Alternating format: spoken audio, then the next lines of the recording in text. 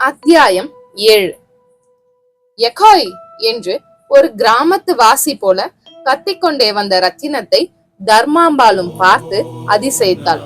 முதலில் அவளுக்கு அவனை அடையாளமே தெரியவில்லை. 5-6 வருடங்களுக்கு முன்னால் வெடவெடவென்று ஒரு ஒல்லி பிச்சானாக இடுப்பு லுங்கியும் கட்டம் போட்ட சட்டையுமாக ஒரு பேப்பர் பொறுக்கும் பராரி போல இருந்தவன் இன்று cooling glass, minor chain, Burma lungi, பட்டு ஜிப்பா என்று மின்னினான். காலிலும் கட்ஷு, கையில் பிரேஸ்லெட், செல்போன் என்று தர்மாம்பாளை ஒரு உலுக்கு உலுக்கினான். என்னக்கா பாத்துக்கிட்டே இருக்க? நான் ரத்னம்கா, உன் தம்பி ரத்னம். ரத்னம் நீயாடா? வாய பொளக்காத, நானேதான். என்ன நம்ப முடியலையா? எப்படிடா நம்ப? அழுக்கு சட்டையும் கலஞ்ச தலையுமா இருந்த பைய இப்ப சும்மா தகதகன் மின்னிறியடா. நான் இப்ப சாதா ரத்னம் இல்லக்கா, பாம்பே ரத்னம்.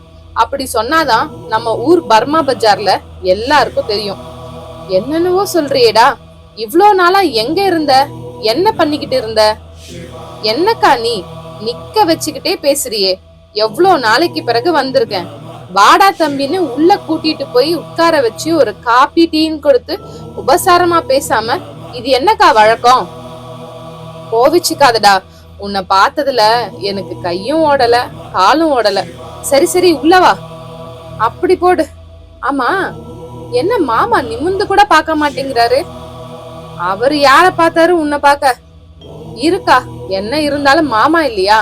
ஒரு ஹலோ சொல்லிக்கிறேன். என்ன மாமா, கொஞ்சம் நிமிர்ந்து யார் வந்திருக்கேன்னு பாக்குறது. ரத்னம் பொன்னுரங்க ஆசாரியையும் தீண்டினான். அவரும் மெல்ல நிமிர்ந்தார். வலது கண்ணில் லென்ஸ் வியூவர் இருந்தது. அதை கொண்டுதான் நகைகளில் நுட்பமான வளைவுகள் மற்றும் வேலைப்பாடுகளை செய்ய முடியும்.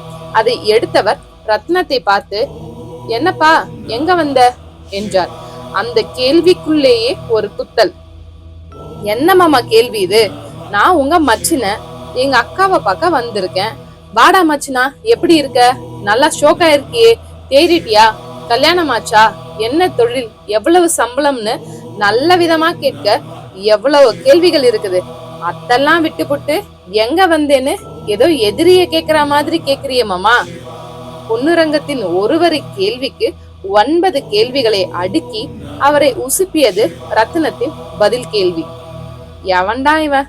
செத்தியா வாழ்ந்தியானே தெரியாதபடி இவ்வளோ நாளா இருந்துட்டு திடீர்னு இப்ப வந்து நின்னா உன்னை பார்த்து சகஜமாவ பேச தோணும்?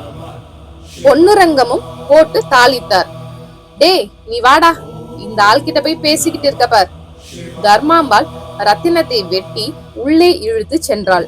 பொன்னுரங்கம் நிமிர்ந்து பக்கத்து சுவற்று கேலண்டரில் தெரிந்த திருப்பதி பெருமாளின் படத்தை பார்த்தவர், சாமி எங்களை இனி நீதான் காப்பாத்தணும். வரக்கூடாதவன் வந்துட்டான், இனி என்னவெல்லாம் நடக்க போகுதோ என்று முணுமுணுத்தார். வீட்டின் உள்ளே இருண்டு கிடந்த சமையற்கட்டுக்குள் ரத்தினத்தை அழைத்து கொண்டு போய் விட்டிருந்தாள் தர்மாம்பாள். ஸ்டவ்வை பற்ற வைத்து ஒரு பாத்திரத்தில் தண்ணீரை ஊற்றி கொதிக்க வைத்தபடியே தன் அருமை தம்பியிடம் அளவலாவ தொடங்கினாள். ஏண்டா தம்பி, இப்படியாடா தலைமறைவாவ நீ? உசுரோட இருக்கியா இல்ல உனக்கு ஏதாவது ஆயிடுச்சான்னு கூட தெரியாத நிலையில எங்களை எல்லாம் வச்சுட்டியேடா. ஆட நீ ஒண்ணுக்கா, நம்ம பேட்டையில நடந்த கொலைக்கும் எனக்கும் ஒரு சம்பந்தமும் இல்ல. இருந்தாலும் போலீஸ் என்ன சந்தேகப்பட்டு துரத்த ஆரம்பிச்சிடுச்சு. சிக்குனா பொய் கேஸ் போட்டு என்ன ஒரு 5-6 வருஷம் உள்ள தூக்கி போட்டுடுவாங்கன்னு நல்லா தெரியும். அதான் யார்கிட்டையும் சொல்லாம கொள்ளாம ரயில்ல ஏறி பம்பாய் பக்கம் ஓடிட்டேன். சரி, ஓடுனது ஓடுன, ஒரு நாள் இல்ல ஒரு நாள் ஒரு போன் போட்டு பேசலாம்ல. நீ வேறக்கா, அங்கேயும் என்ன போலீஸ் விடல. அந்த ஊர் போலீஸ் நான் கஞ்சா வித்ததா சொல்லி என்னை பிடிச்சு உளர போட்டாங்க. அடா பாவி, இது என்னடா பொழப்பு? என்ன பொழப்புனா என்னக்கா பண்ண? அப்பா அம்மா இல்ல, சித்திக்காரிதான். அவளோ உன்னை இந்த ஆசாரி கிழவனுக்கு கட்டி வச்சுட்டா. என்ன தெருவுல விட்டுட்டா. படிப்பும் இல்ல, யாரு வேலை தருவா? சரிடா, இப்ப எப்படி இருக்க சொல்லு. அதான் பாக்குறல்ல, நான் இப்ப பாம்பே ரத்தினம். தங்கம் வெள்ளின்னு ஐயாவோட பிசினஸ் ரேஞ்சே இப்ப வேற. தங்கம் வெள்ளியா? அதுக்கு நிறைய துட்டு வேணுமேடா. அதெல்லாம் ஒழுங்கா கடை கட்டி வியாபாரம் பண்றவங்களுக்கு, என்ன மாதிரி கைமாத்தி விடுற பாட்டிங்களுக்கு கிடையாது. அடியாத்தி, கடத்தலா பண்ற? பாத்தியா, கைமாத்தல கடத்தலன்னு கவர்மெண்ட் சொல்ற மாதிரி சொல்றியே, வேற அது என்னன்னு சொல்ல? பிசினஸ் சொல்லுக்கா. அதான் சரி. சரி, எவ்வளவு துட்டு வச்சிருப்ப? அதுக்கு பஞ்சம் இல்லக்கா. ஒரு தடவை கப்பல்ல அந்தமான், மாலத்தீவு, சிங்கப்பூர்னு போயிட்டு வந்தா 50,000 லட்சம்னு கிடைக்கும். 50,000 லட்சமா? பாய பழகாதக்கா, அதெல்லாம் பிசாத்த அமௌண்ட். ரத்னம், இந்த ஆள் கிட்ட எனக்கு ஒரு தங்க சங்கிலிக்கு வக்கிலடா. உடுக்கா, நான் வந்துட்டேன்ல, உன்னை இனி தங்கத்திலேயே போட்டு தாளிச்சிடுறேன். அப்ப இனி நீ இங்கதான் இருக்க போறியா? ஏன்கா, மாமா ஏதாவது சொல்லுவாரா? அட நீ ஒண்ணு, அந்த ஆளுக்கு என்ன விட்டா கதி கிடையாது.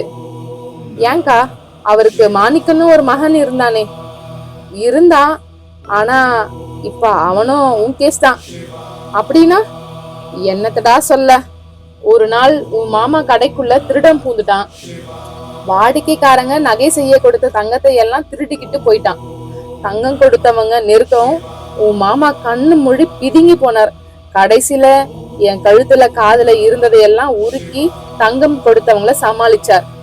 அப்ப இந்த பையன் ரொம்பவே மனசு உடைஞ்சு போயிட்டான். அந்த சமயத்துல பித்தளைய தங்கமாக்குறது எப்படின்னு உன் மாமா ஆராய்ச்சி பண்ணிட்டு இருந்தார். இவங்க குடும்பத்துல தலைமுறையா இதே வேலை. அதுக்காக பொட்டி பொட்டியா புத்தகங்க, ஓடைச்சுவடிங்க இருக்குது. அதுல ஒரு ஏட்ல ஏதோ ஒரு மூலிகை பேர் போட்டு இருந்துச்சு. இந்த பையன் அதை பார்த்துக்கிட்டு இந்த மூலிகை செடிய தேடி சிவன்மலைக்கு போனவன் தான். அதுக்கப்புறம் வரவே இல்லை. இவரும் அவரை காணோம்னு போலீஸ் புகாரெல்லாம் கொடுத்துதான் வச்சிருக்காரு. ஆனா ஒரு பிரயோஜனமும் இல்ல. அட கொக்காமக்கா, மாணிக்கத்துக்கு பின்னால இப்படி ஒரு கதையா? அட ஆமாண்டா, நானும் எல்லா நகையும் இழந்துட்டு மொட்டை காதும் மூலி மூக்குமா இருக்கேன் பாரு. இந்த ஆள் கிட்ட தினம் தினம் நானும் மல்லு கட்டி தான் பாக்குறேன். ஆனா தொழில் சுத்தம்னு சுத்தத்துலதான் குறியா இருக்காரு. விடுக்கா, இதுக்காக நீ சந்தோஷம்தான் படணும். மாமா மாமாவாவே இருக்கட்டும். நான் வந்துட்டேன்ல, இனி பாரு, இது மோசமான சொசைட்டிக்கா. இங்க நல்லதுக்கெல்லாம் காலம் கிடையாது. ஆடுற மாட்ட ஆடிதான் கிடக்கணும், பாடுற மாட்ட பாடிதான்கா கறக்கணும்.